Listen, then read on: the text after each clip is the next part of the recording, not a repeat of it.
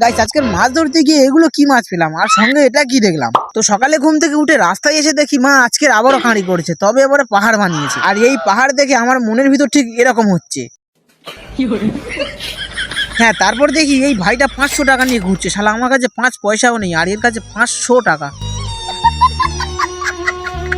হঠাৎ মা বললো ন্যাকামি পরে মারবি, আগে বইবি আয়। তাই একটা একটা করে বইতে লাগলাম। যাই হোক, তারপরে ওগুলো বয়স শেষ হতে ভাবলাম আজকে একটু জাল ফেলি। আর ওপারে আমার কাকাও জাল ফেলছে, সারা কাকা ভাই একদম জমে যাবে।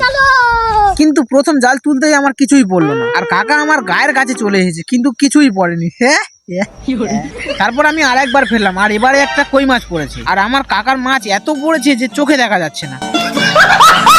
কি আর বলবো তোমাদের, এই কাকা ভাইপোর মাছ ধরা কম্পিটিশন দেখতে এসে একজন উল্টে পড়েছে। হ্যাঁ, তারপর কাকা চলে গেল ঘরে আর আমি অনেক কুস্তি কাস্তে করে মাত্র এই কটা মাছ পড়েছে। মনে হয় শিখো অ্যাপসটা আবার ডাউনলোড করতে হবে।